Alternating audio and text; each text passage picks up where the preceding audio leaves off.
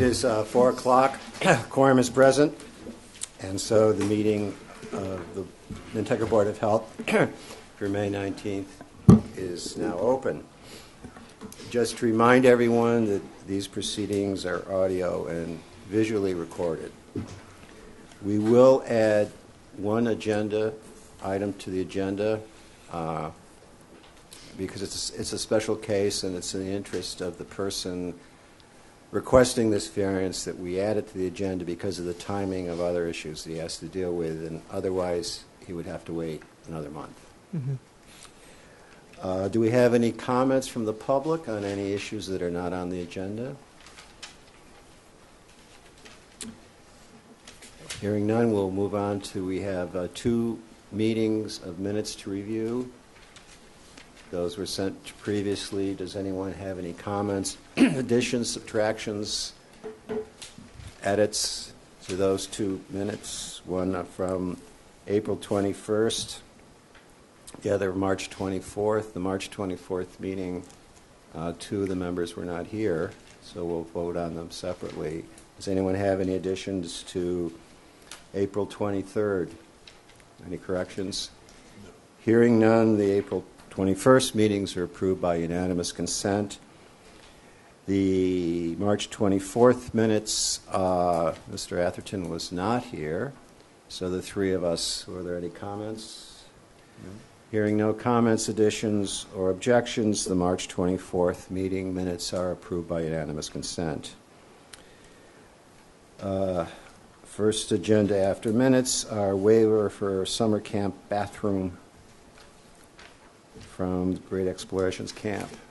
So this is exactly the same as last month's variance request. This is a summer camp that has only a limited amount of students and less than 20.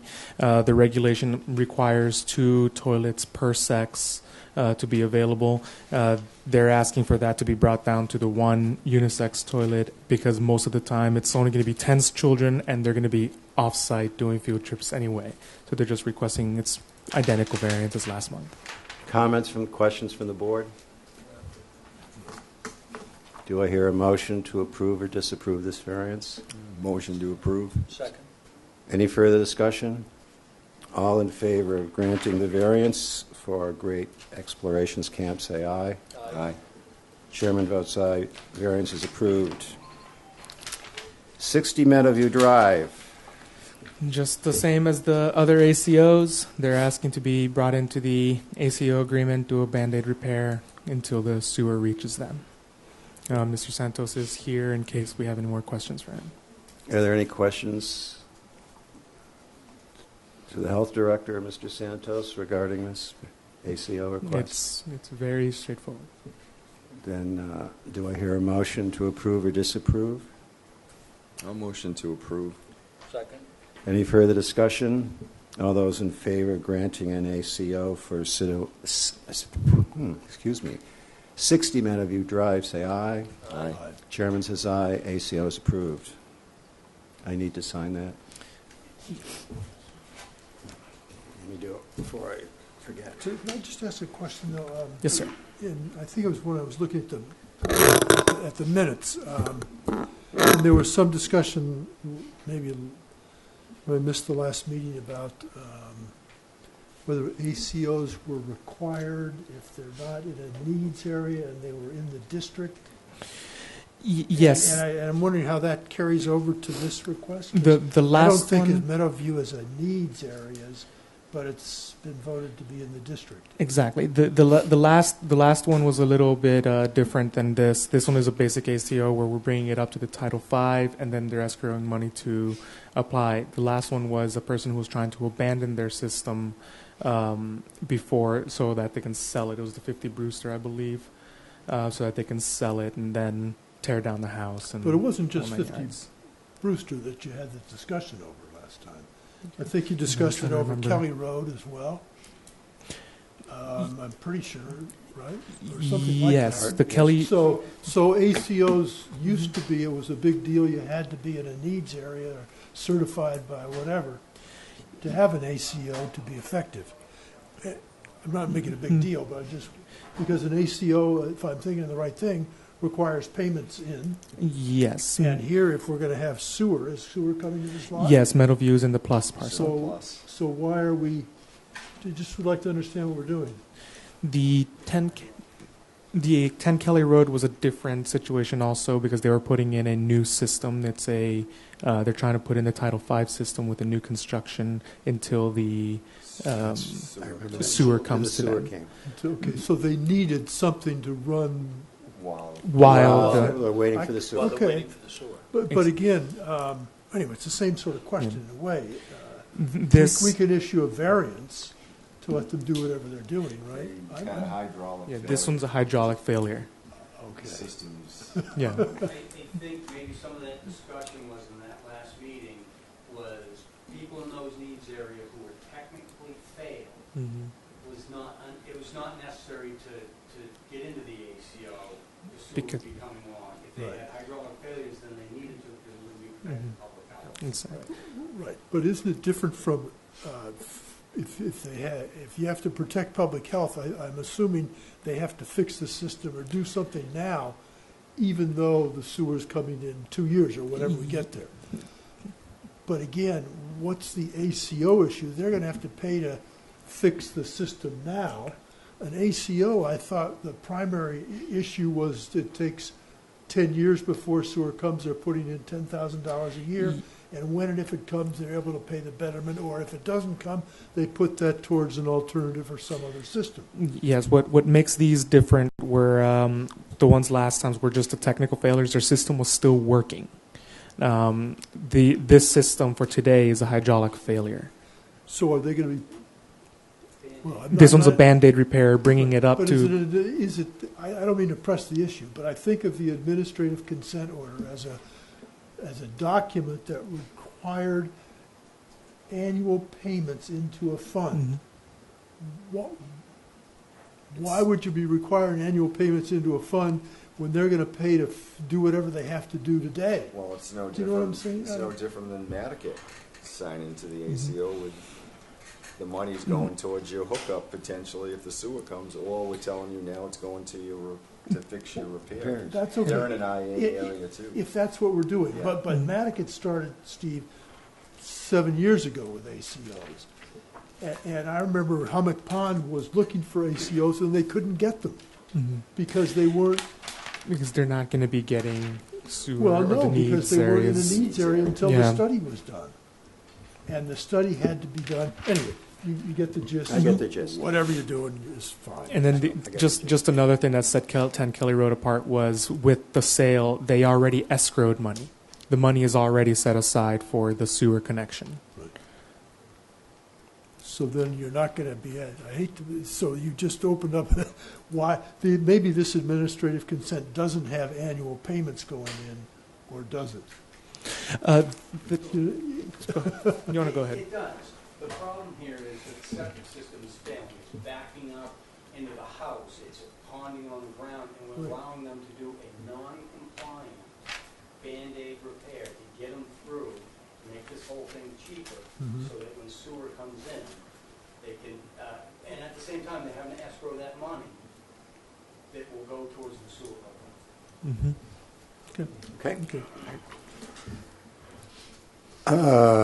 40 Marcy's Lane. Yes, 40 Macy's Lane was this is the same house that came in front of the board in 2011 for the carbon monoxide issue. Oh, yes. It's also the same house that came in front of the board in 2014, 13, 12, 15, and 16 now for occupying the basement. They do have a CO to legally use the basement, which is why we keep having to lift the condemnation.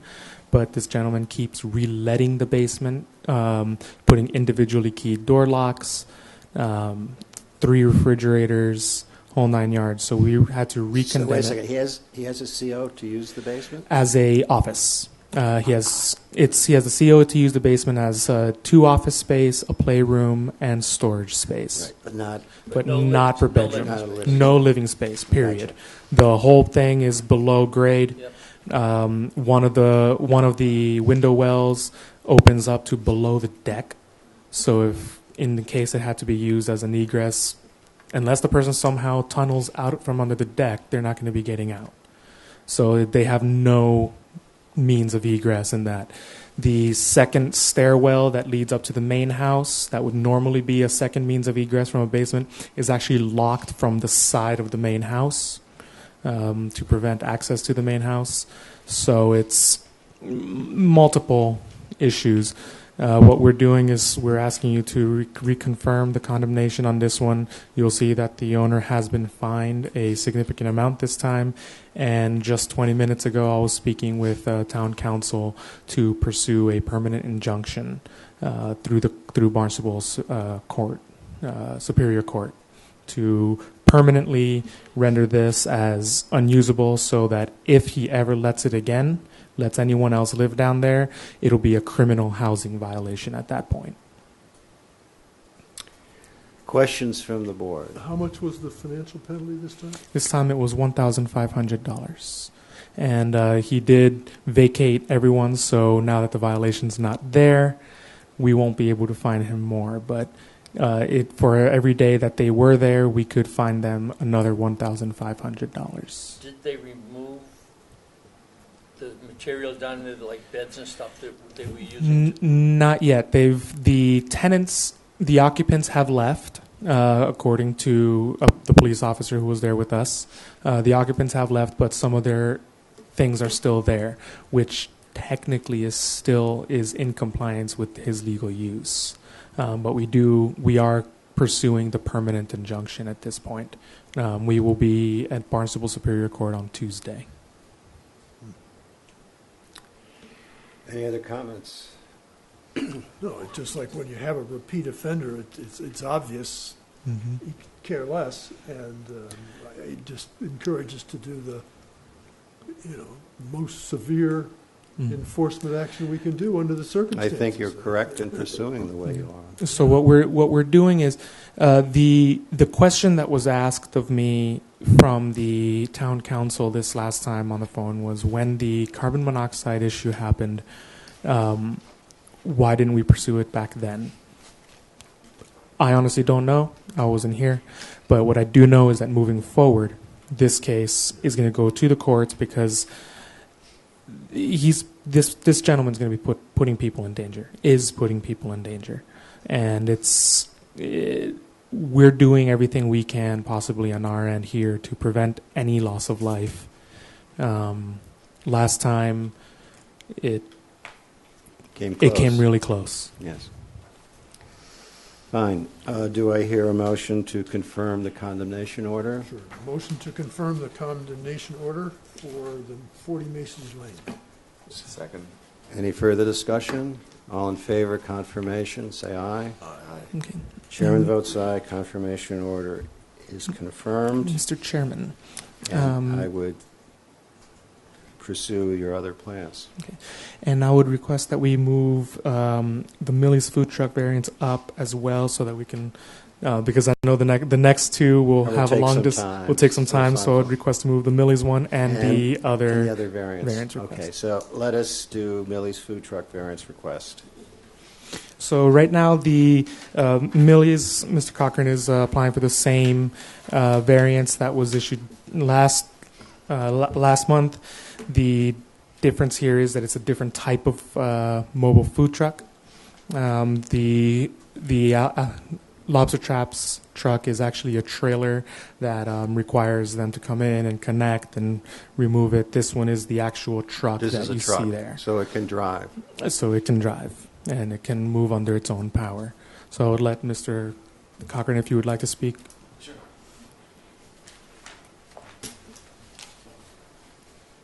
Hi, I'm Chris Cochran. I'm just asking for this variance because, as listed in the letter, we have the gray water. We have the biggest thing is we have our own refrigerated truck that goes to and from the truck that's working there. So that handles all of our basically the temperature needs that's necessary. And we're just asking for the same variance to move it. A lot of it is logistics. To get it in and out is not easy, but we're not really asking for anything different than what the Lobster Trap did. So just to be clear, without this variance, what's there has to leave every evening, Yes, and with the variance, it stays there and is serviced by a daily visitation? Right. We're still fully clean it every night, but it gets fully visitated with a refrigerated truck, fully refrigerated and you truck. mentioned here you'd bring it back once a week for a deep Yeah, clean. once a day for a deep clean. Where does the truck go? To Millie's. Oh, you mean where's it go? It goes to Cisco Brewery. To the brewery? Yeah, that's it. That's its only location. Last week, the lobster trap has a large trailer out there, and we granted their variance that the trailer, though, had to come back once a week for deep cleaning. That it would be properly inspected, because they also had a refrigerator truck that essentially brought the food back. So their unit is on-site without leaving except once a week, Yes, so. and that is a big trailer. Yes. It's not, you have to hook it up and drive it. It's not like this with it. And did you all discuss some of the issues that have come up over time in terms of the zoning and having The seating on-site restaurant and food service and how we're dealing with that issue by having trucks or? We did not discuss this issue. Those issues were not discussed mainly because the variance that is being requested here is more for a sanitary reason more than code compliance reason. So those issues belong someplace else? Or you don't? I'm not sure I want to raise them, but I don't want to pretend they don't exist. Of course. Yes, And if other members of the board haven't been through those discussions, just know that they're out there, and who knows what's going to happen. But are there sanitary issues, or are they zoning issues, or? Well, whatever they are. Both. I They can be understand. both. This is a sanitary issue solely, but it has a related Yes. implication in that the unit is no longer transported, and it's there 24/7, sounds like 6 days a week. That sounds like a restaurant to me. I'm sort of kidding, but I not understand. totally. So, Art, you have a comment? Besides it being good sanitation practice to take that back every night to its base of operations, that's what People on TV. Art Crowley.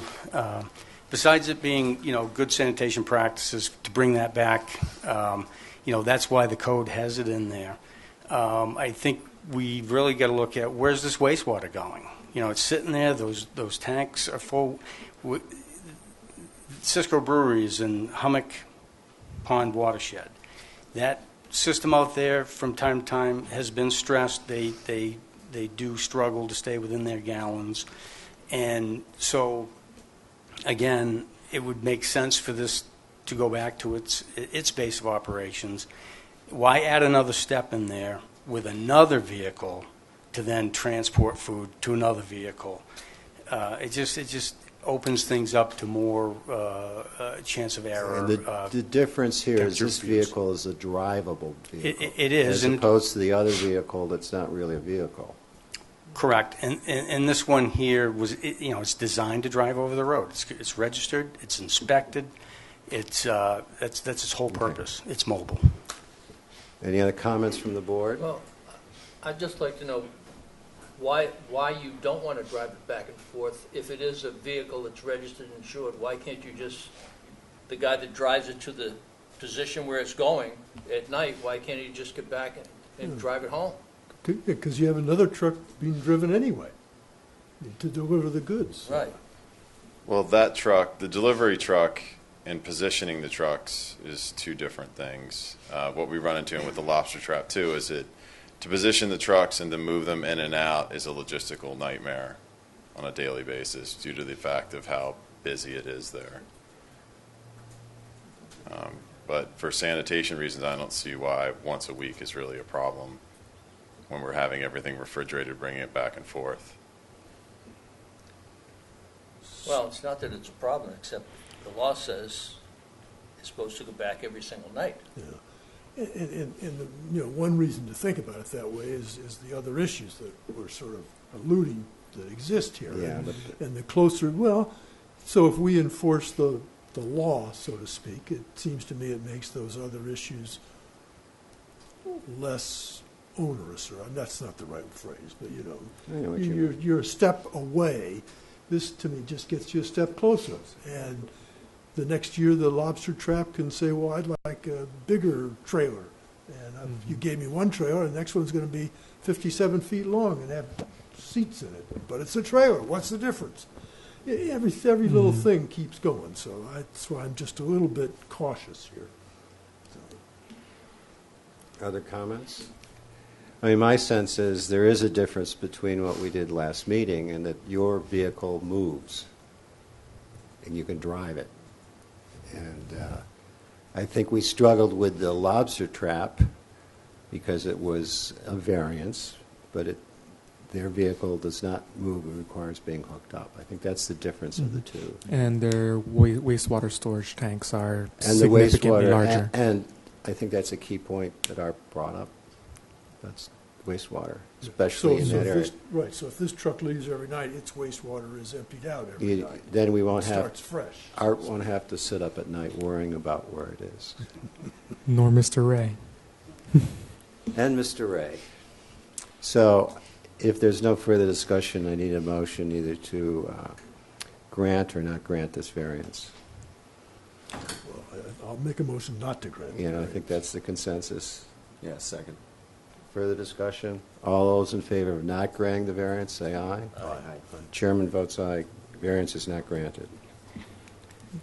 Then you had another agenda item that we added because we Yes. added it because of, A I timely forget issue. the legal term that I can use to add it, but it's because of a special situation. Yes, so the open meeting law allows us to add an agenda item within the 48 hours if it was something that is not reasonably foreseen by the chair.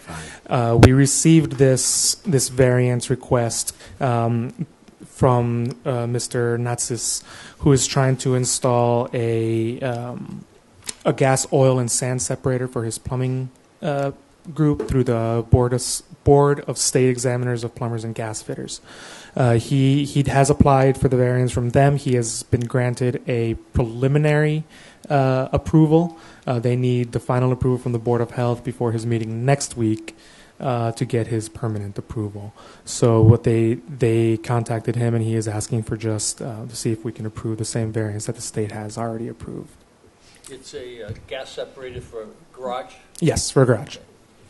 Exactly. So he's asking he's asking for our consideration before he has to go to the state again next week. So getting up off island and all the logistics of everything. Yeah, So he's there got are the other ones appro- on the island. He has a preliminary approval from the But state. even though he has to go back again? He has to go back again. Wonderful. Does the health department staff have any questions, objections, or concerns? Unless they brought up anything now. Well, one thought would be it is in the wellhead, I believe. Yes.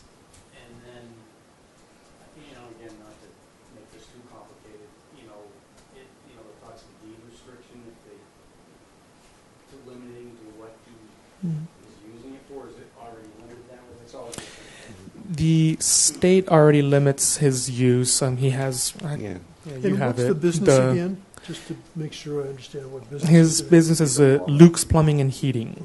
Right. He's looking to do an oil, gas. Let me see what it is again. Gas, oil, and sand separator, so that he can properly treat the things that are in his truck Wow. and things like that. And then He's doing a commercial building, and it triggers putting it in the garage anyways. So Right. he's asking Yeah. for a variance from putting in something very more expensive to To do this. this, do this. because he's only going to use it probably for his van and truck and storage, but he's required. Right.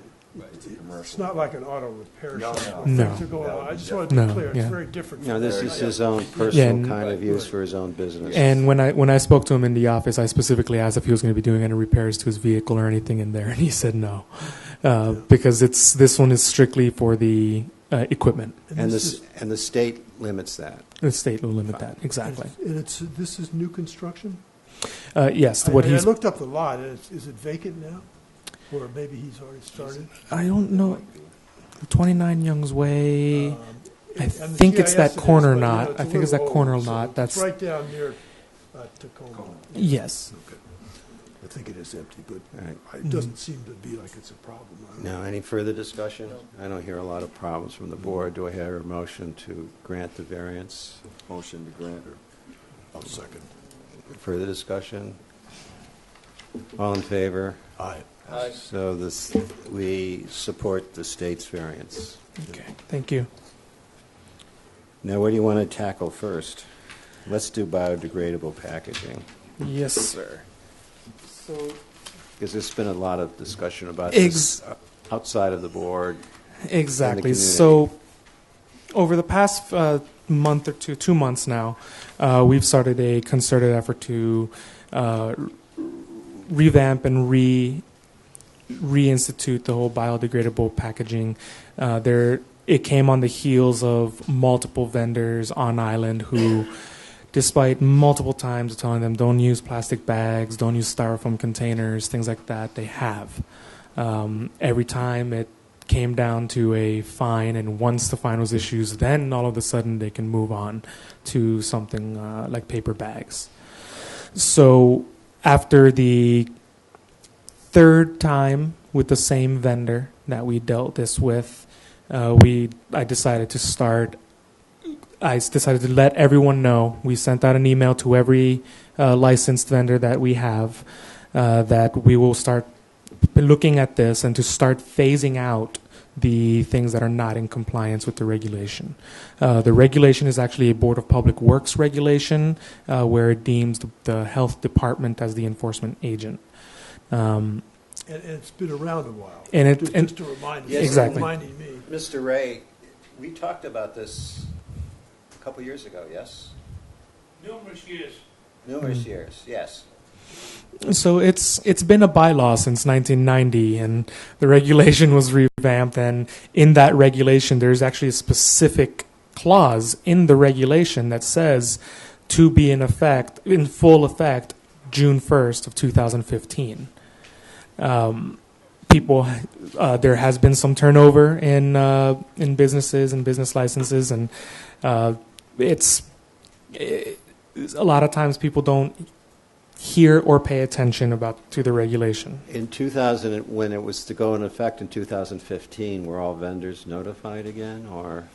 I do not know. I know, but you have notified all vendors. So we have notified our And entire did you vendor give them list. time, or did you just say you're going to? We've asked them to start phasing out. I haven't set up a complete phasing schedule yet, mainly because I wanted to bring it up to the board again. There are some issues with the regulation as written.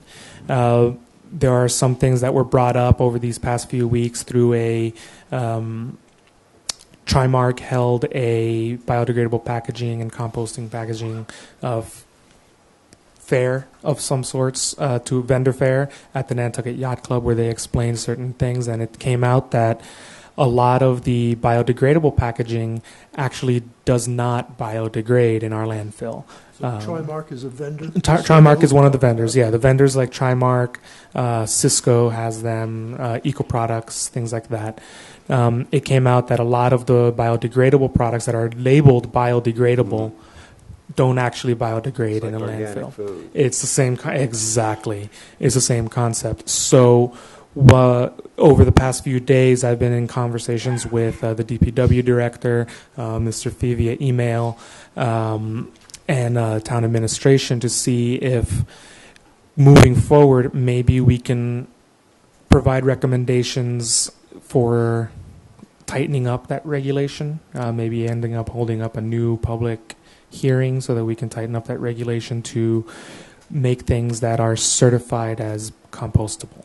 The BPI, the Biodegradable Products Institute, already has a certification process for the American Standards Institute creates a certification that certifies that products are degradable within 180 days in a commercial composting facility.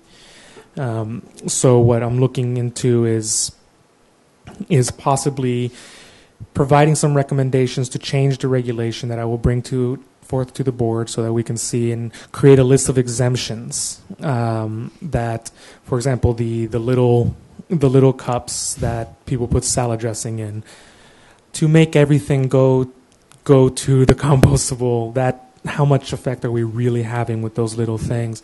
Whereas the larger containers, So you were proposing plastic a bags. rational. Exactly. The other issue that has been brought up was just in general the cost. One of the comments that I heard in the office was, well, we're now going to be forced to change to pass that cost onto the consumer. Well, understandably so. That's how business works. But I did a basic cost comparison of 20-ounce cups with 20-ounce cup lids. Solo Cup Company sells theirs. This is all through WB Mason.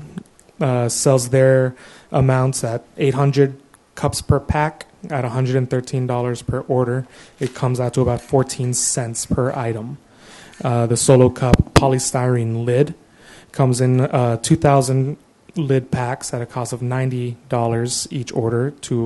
Comes out to around 4 cents each lid. Well, the Eco Products creates a green stripe compostable lid that comes out to 7 cents per product, which is 3 cents more in total.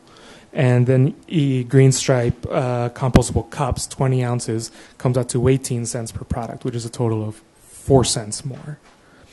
So the idea, it is more expensive. If you want to put that into percentages, it is 75% more expensive per cup.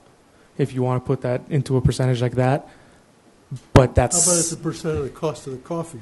exactly. I'm actually surprised how expensive the standard cups are. Yeah, they're and these are the more or less reputable brands, the higher end of some of these plastic cups. If we were going for the cheaper versions, the cost will be even less. The amount per in proportion to the actual cost of the product that people are buying at the point of sale is negligible. But I do understand that we're not trying to put anyone out of business here. We're trying to be as rational as possible, as logical as possible. The other idea that has been thrown out is mandatory composting. It's the city of Seattle, the city of Portland, Oregon, and the state of California already requires mandatory composting, already has it as part of their laws. They require that every product they have that is disposable, sold in a vendor, has to be certified by either the Biodegradable Products Institute, BPI, or Cedar Grove. Cedar Grove holds everything to the California standard, which is slightly higher than the BPI standard. I know we have a few people here who would like to speak on the product. Yes, anyone wish to comment from the audience? Go ahead, Matt. Who has been very helpful, so thank you, Matt. Hello, Matt Fee. I've been dealing with this since the beginning. I've had my sandwich shop since then. The products are more expensive. That isn't really sort of my concern. I have exemptions for a couple things that can be replaced now. You know, they do have the little 4-ounce things that you're talking about. Mm-hmm. They actually do have them now. Oh, even better. But and they do come compostable.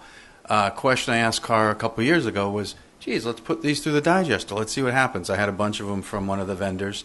And we tried to, asked her to do it, and they couldn't track them through the digester.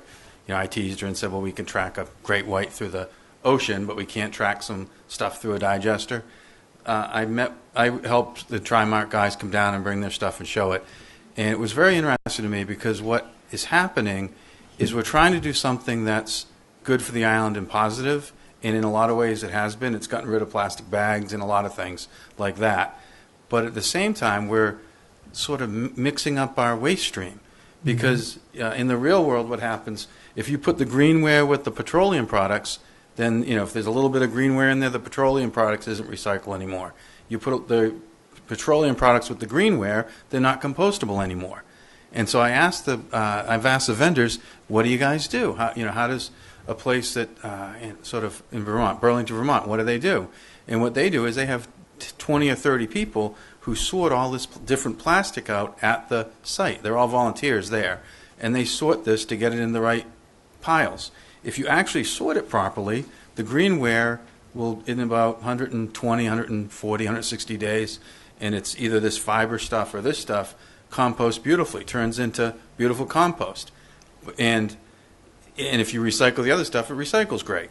But if you have the two mixed, you can't really do it. If they bring them in off island, if they bring a truck in and it's messed, it's sort of tarnished, it's not right, they fine them and they throw it all away. So it got me thinking about how do we handle our trash here, and I think we have to sort it better on the front end. We can't sell or use there's too much glass in the digester. Well, why is that? That's because it's garbage bags going in, they get broken apart, and it's not sorted before it gets into the waste stream. So we're not going to solve it tonight, but if and I think the people that are being impacted by this are a very small percentage of the amount of different plastics on the island. There's more comes out of the Stop and Shop in a single day and all the other things that they sell than all the restaurants combined in a year. Think of all the wrap that goes for the boats are wrapped in, all the stuff that's wrapping all the wood that comes to the island. There's a lot of, if we're going to try to do this, then how do we do it so that we can get rid of all of it? How can we sort it and make sure the stuff that's recyclable goes off and gets recyclable, or is burnable goes and gets burned? If you compost these, if we had these separated and we actually put them in a regular compost pile that their dump has and turned it over a bit, not through the digester necessarily. It could go through the digester, but then I still think it has to compost after because it's not going to break down. All the guys I asked said it would take half a year, and it's only 20-something days in the digester.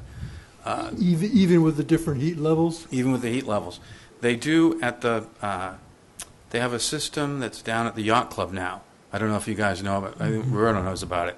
And they take all their food waste and all their organics, and the guys at the guys at the dunnage, the guys washing the dishes, they grind it all. It gets put in 5-gallon buckets. It gets brought out, and they have their own sort of digester, which in 18 hours can take all the organic stuff, bones and paper and everything else, turns it into a slurry that they're able to use in the garden that's on the roof or out on the lawn, and it's in 18 hours. It's amazing. You think they use a little chemical help, or is it just no? heat? It's heat. Is it It's just heat, and it's heat and water and the way they do it, and they're looking at doing it at the school. It's expensive. You're talking probably 20, 30 grand for one of these systems. For the equipment? Yeah, the equipment, and it's it grinds everything up really small, so it's it's got more surface area, and then it breaks down a lot quicker. But it's interesting. The one thing they have trouble with is some of this stuff, because if they tried to do it, they tried to put their quote unquote biodegradable stuff through their biodegradable system, and it turned it into kind of a plastic sludge on the end, so it wasn't usable in the garden or anywhere. So I think those are the kind of the issues that we have to, as a community, and you guys as a board and selectmen, have to sort of deal with. What's the way to, the dump is, the landfill's going to come up, 10 years from now or so? Is that how we still want to do it, or is there a better way to do it? I just think, a little more thought has to be put into it. Thank you. So I see this issue as a short, medium, and long. Yes. In the sense, in the short term, you have to deal with the present regulations. Yes, we have the regulations on the book, and to not enforce it also opens up to an issue. Yes. So, and the medium term is maybe a short to medium term is looking at those regulations and bringing them up to date and finding the holes that you found. And the long term, and that's medium to long, is really looking at the whole picture, which is much more complicated. Exactly. As Matt pointed out. And the other thing, to Matt's point as well, I actually went around and tried to find these biodegradable products.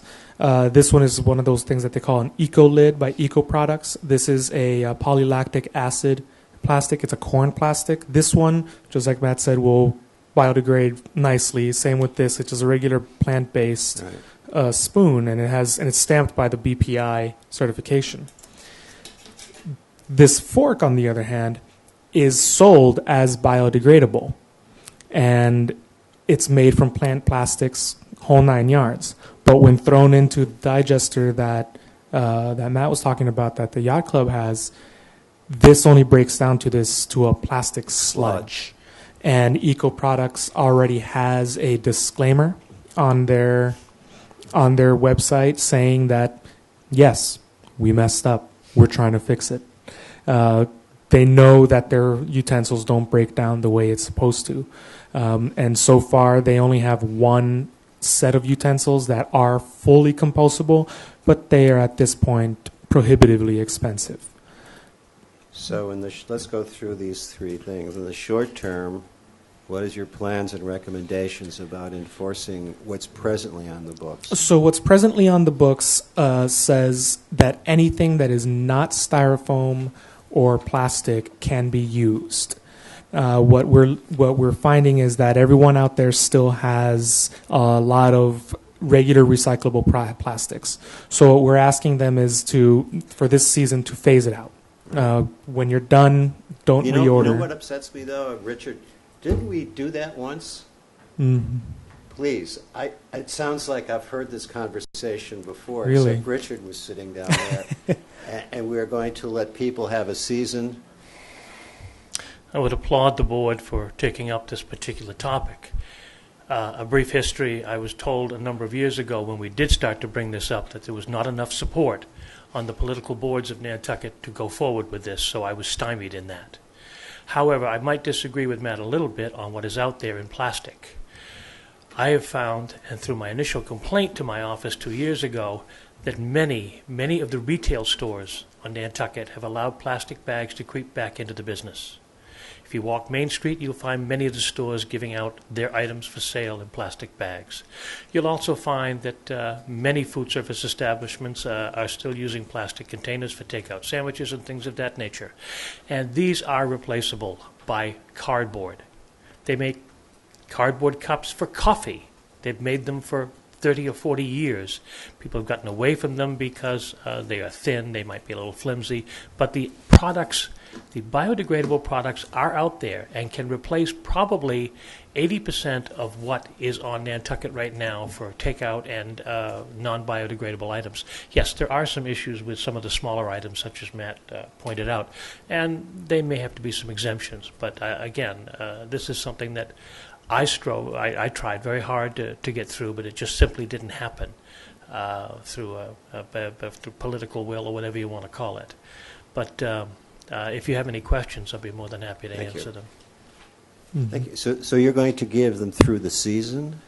Or at least through their first round of getting rid of all their plastics. We've already been telling them, we spoke to one of the takeout establishments on island today. They were worried about the type of plastic that they have. It was a polypropylene takeout container, and the regulation allows them to use aluminum. They can use aluminum for their hot takeout. So that's what we're trying to do. We're starting to set up a list of replaceable items. So it's phase out everything, phase in these things, alternatives, and then move fully towards the composting by the end of next year. Because I would like to see it be fully compostable, but that would be a requirement to do the regulation, for the regulation. Well, I guess my only concern is it sounds a little loose. I mean, Okay. I don't know. I'd be happy to tighten it up and make it a lot harder. I'm just thinking, is that, we'll let you use what you have, and how do we know when they've used what they had? Well, what we're looking to do right now is to set up an exact drop-dead date, which I haven't come up with yet, which is I would be much where more that comfortable with that. Or, Mhm. I remember having this conversation a year or two ago. This is very With it, we'll let people go through their present stocks, and we're having the same conversation again. And speaking with the rep from Cisco, he said all of his clients on the island at the most have 2 weeks worth of product left. That's it. They order on a regular basis. So if they start ordering new now, whatever this stuff is, It'll be cycled in pretty quickly. it could be fully phased Right, out so by then the end we of need July. We need a date. Yeah. Well, we're looking. I was talking to the town administration And we think that a good phasing schedule would be to fully phase things out.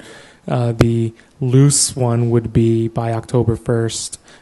The other thing we could do is maybe move that up to July. Well, it was like, it's somewhere in between. I don't know. Thoughts? Yeah, July doesn't give you much time. No, that's too soon. Okay. So make it September 1 or something. Yeah. September 1st. Art, you have a comment? I was just going to say, getting the information to the people who are here right now and having implementation date of September 1 would be nice. Okay. Well, why don't, our recommendation is we make it September 1st. Sounds good to me. I don't hear like anyone it. on the board objecting to that, and then that would be the drop-dead date. And it's something that, it won't be news to anyone, but you have to. Hmm. So what I'll do is I'll get that list of alternatives complete. I've been compiling the list, but there are a few things that I've been working on as well. But I'll try to get that list in as soon as possible by the end of this month. And maybe a little notice in the newspaper. With the notices, and we definitely can get it out in the newspaper as well. And then how do we follow this up after the drop-dead date of September 1? Every single one of them is due for inspections. Once we Okay. start heading out there, we'll have to check the inventory after the drop dead date. If they have it, So it becomes We part of can- the standard inspection process. It'll to become say part of what the- kind Okay, good. right now we're already looking for it as we do the inspections. Right. So, and as we're finding it, we are educating in the field. Matt, could I ask you another Sure, go question, ahead. just sort of another perspective? In trying to sort of understand the big picture here, there's sort of two parts of this to me. One is what comes onto the island.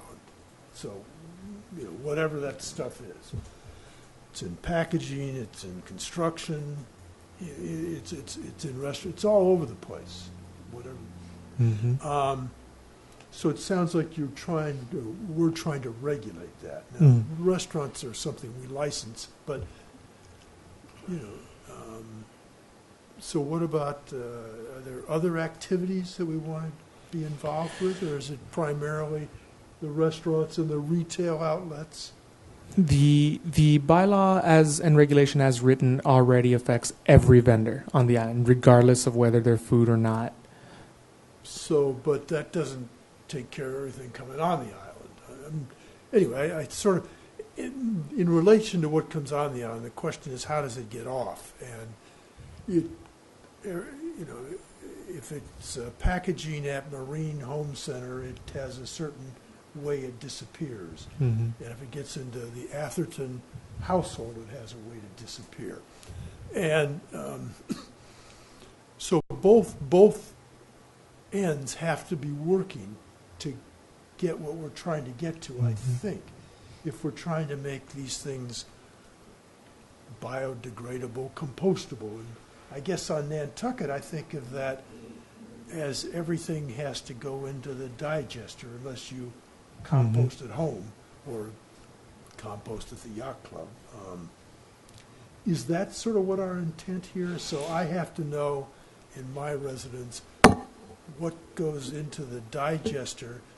I mean, right now I throw things into a combination of, I think it's, metal and plastic. And I can get them to a Reese pickup at my office, quite frankly. And that says tin and plastics.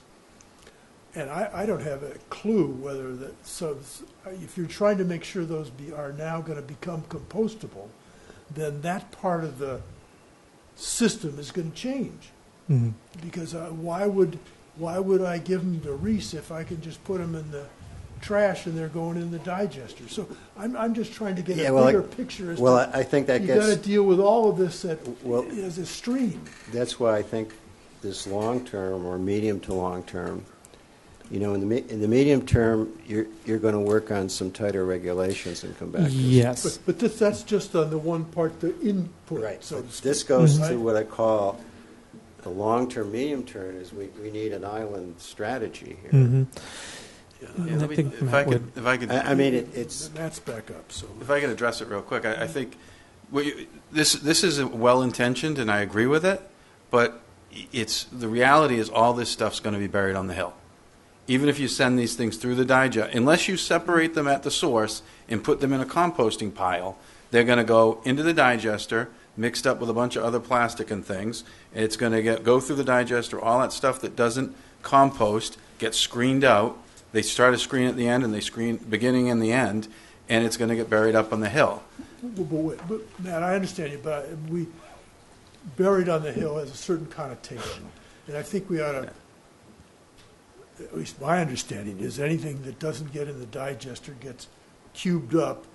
Right now sits on the lined landfill. The lined landfill. Right. So, but it's not in the mountain to just sort of biodegrade like the old stuff. No, but it won't. And even like all this stuff if you take all this biodegradable product that we're purchasing, which is fine, and we're buying and the non-biodegradable, all that's getting put on the hill. And once it makes it to the hill in the lined digester, it doesn't have enough oxygen. It doesn't have enough water. It will sit there pretty much indefinitely. Right, and the town faces a choice, just so we all Yeah. know the next step here. The town could take all that stuff and send it off.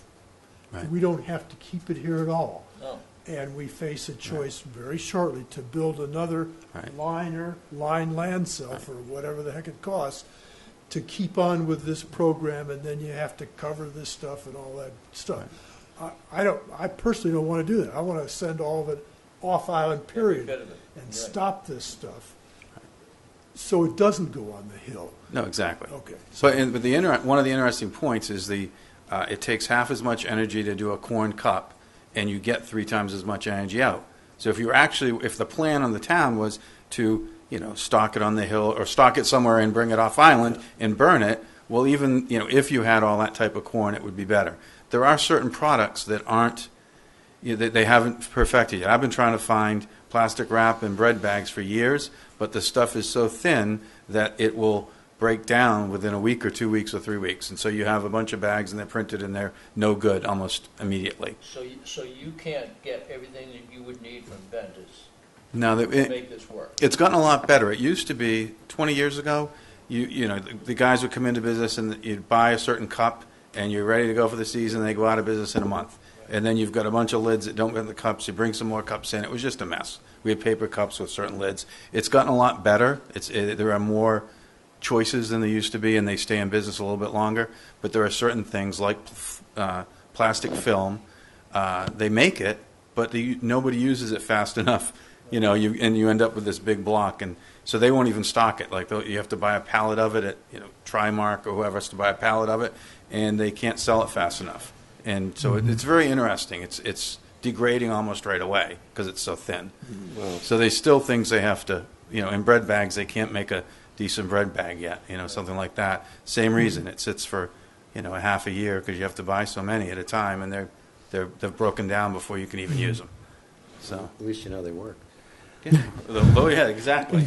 So it sounds, Mr. Chairman, like you're trying to sort of separate this and deal with what we can deal with right now. Right, and that's what which I- is the intake, and that's that. Yes, but that's this long-term thing. I said we need to, I hate to use the word working group or some group to really think through this on a long-term basis to talk about, well, if we're going to do composting, how do you do that? Where do you do it? Who does it? Right. If you're going to take this,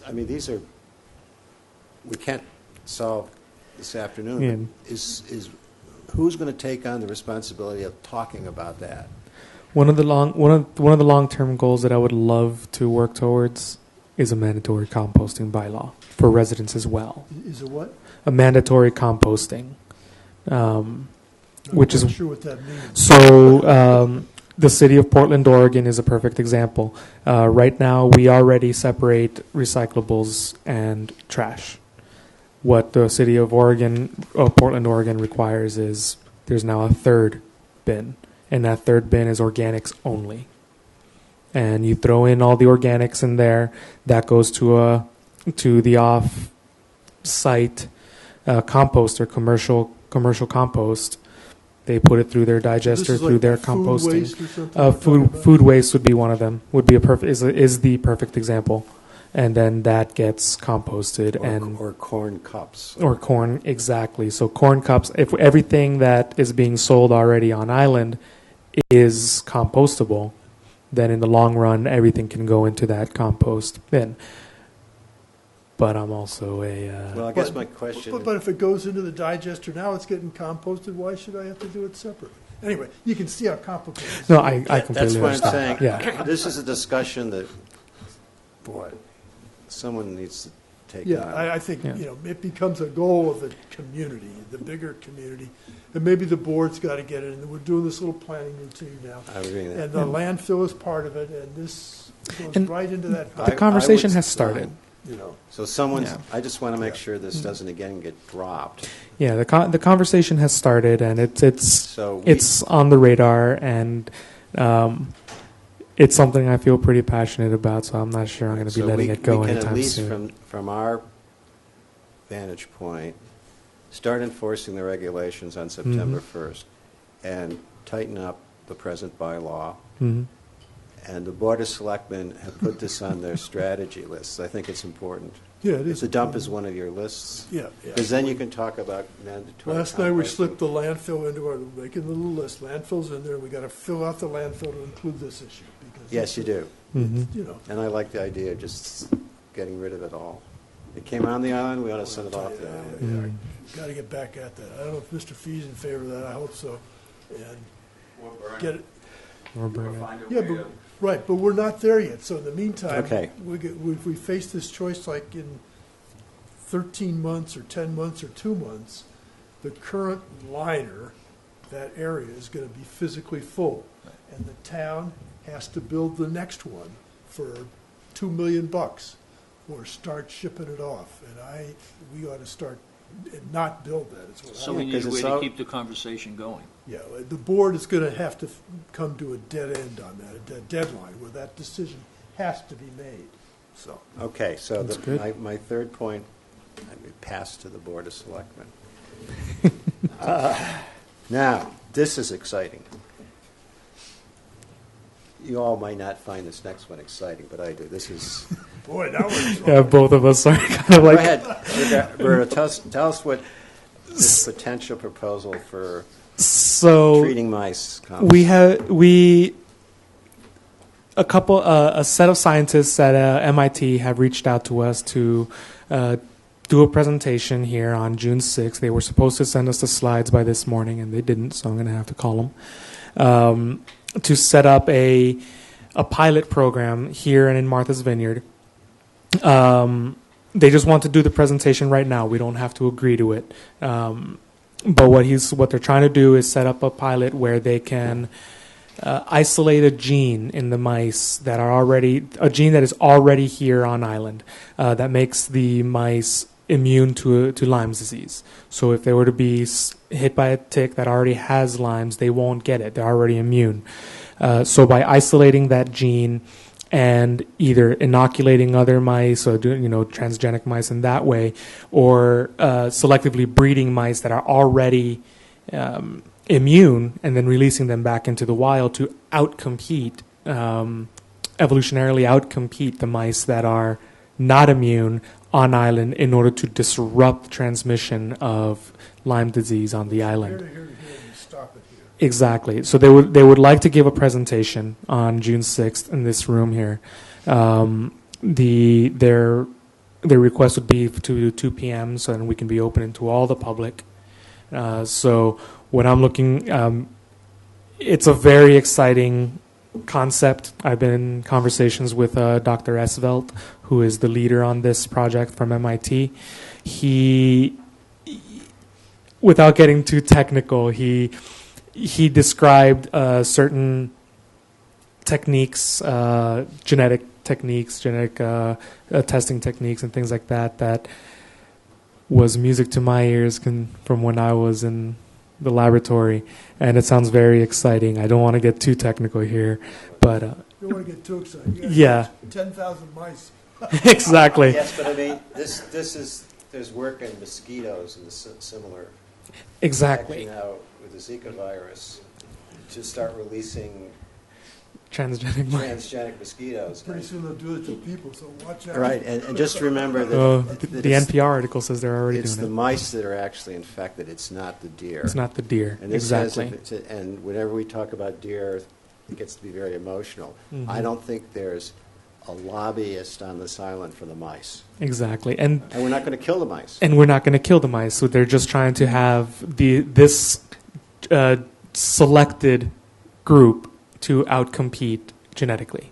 Yes, and there is other work being done to actually vaccinate mice, and there probably will be a product on the market in the next year or so. Hopefully. And we'll have to see how effective it is, but I think this is an opportunity, but we need to have the whole public here, because as soon as you start talking about genes, people get crazy. Hmm. Yeah, and it was they wanted to make it very clear that they're not gene splicing. They're not taking a cow's DNA and splicing it into this mouse and then releasing the mouse. They want to make it very clear that this is a gene that is already in the mouse population. It's already there. There are mice that are already immune to Lyme's. What they're trying to do is just make that mouse evolutionarily The dominant one. Dominant, exactly. Now, do they have funding for this, or They have a funding for it. It sounds like this would all be part of their presentation. This is why I was hoping that I would have their yeah? PowerPoint in by today. It sounds like they have a funding for it. It sounds like it'll be a pilot program here and on the vineyard. So ultimately, because we're a closed community, unless the mice are somehow getting off on the boats, because we're a closed group, it can be it's a perfect control, and it is a perfect test group. It's the next island will be the control group as well, so it makes it easier. I would at 2:00 on the 6th. Is what they're And asking for. I would urge Board of Selectmen people and other community people involved to come, Mhm. because it's the kind of thing we have to have community support for. Mhm. If we decide that it makes Yep. sense, this may just be a grand idea. It doesn't Exactly, make sense. and We'll all have to they're see. asking is to hear to give the presentation and that we hear it. They're not asking that we make a decision right now and that day. They just want to hear. They just want us to hear the presentation, see what they have to say, and if we choose to participate in the program, we would have to. Besides the slides, do they have any written documents or paper, or? He was supposed to Because send I me really, a whole. I really want I to see can't it. walk in the room unless I've studied this. Exactly. I really want to see it as well, and I've asked him for it. He said that he would have it by the board meeting today, but he hasn't gotten it to me. Okay. So So this will be very interesting, and we'll have lots of publicity. or Yes, not what a I'm- lot, just to, I'm trying to. Now that I have the boards, well, if the board is in consensus to have this meeting. oh yes. the board's Okay. in consensus.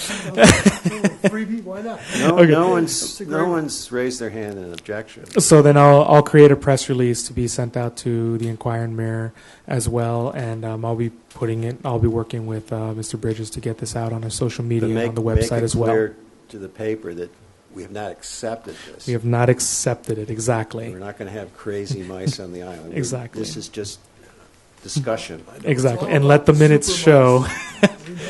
We know what you're Yeah. doing. Exactly, Okay. Mighty Mouse. Exactly. This will be interesting because, well, anyways, we'll see. All right, We'll see how they are. And and that's it. anything else for us? You have anything to report? The director's report. I don't know why it's not on here. Wow. With the director's report, we've been meeting with the Fertilizer Advisory Committee. It has been going very well. We have issued 4 tickets so far. Yes, 4 tickets. Mr. Ross has been doing a lot of inspections, significant amount of inspections. So we applaud Hank and JC from Natural Resources. It's gotten to the point where the word has gotten out so widespread that a member of the advisory committee, Mr. Shampoo, has told us that as of last week, he had 6 other landscape groups call him and say, we don't want to get fined. We want to make sure things are doing right. Can you teach us to do this correctly so that they don't accidentally overspray, so that they don't undercalibrate, make sure everything is done. So the effect of the education and outreach from the fertilizer advisory is already coming out. We'll be releasing more on the website and more controls for the fertilizer program as we move along.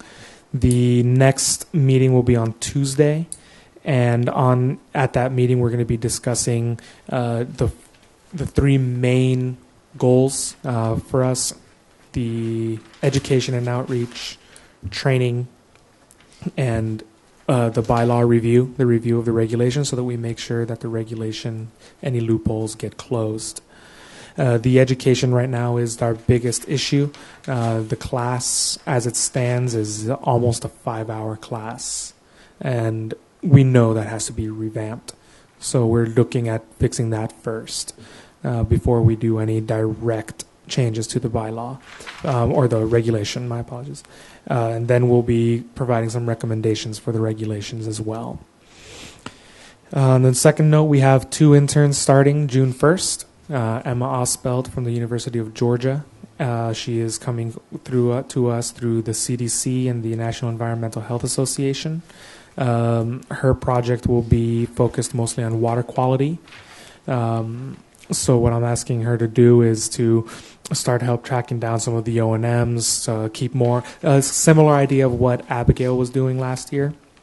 And then this on June 1st, Abigail will be joining us again for this summer for her master's internship this time. Last time was her undergrad. And she will be working on policy issues that regard to the housing crisis on the island and how it affects the immigrant populations. So she's also really excited, and we're really excited to have her in on June 1st. The renovations for our office have been going really well. We've already gotten one of the main desk moved to the front, so our main entrance is now on 3 East Chestnut Street, not 3 East Chestnut Street rear. Is Paula still talking to you? Or? We spoke this morning. Things are going very well. We're very happy to have the building, and we're expecting Kathy's desk tomorrow morning so that we can finally get her moved up to the front as well to Paula's old office, and then we'll be able to move the files into the back and commandeer the large file room. DPW has already given us a preliminary start date to do the painting, the flooring, and the final renovations. Putting all the finishing touches starting June 6th. So June 6th would be a good start date. So announcement for everyone who's out there. If you're looking for the Board of Health, starting June 6th, check the office in the main entrance of 3 East Chestnut Street. If in the worst case scenario we might have to move out based on some of the dust and noise, we will be located most likely in the conference room of 16 Broad Street for those times that we can't occupy the building. We're not looking to, we don't believe that is going to be a long time. If we do ever have to move out, it'll be for a few days at a time. And then there are a few other things. I know I'm missing something, dude.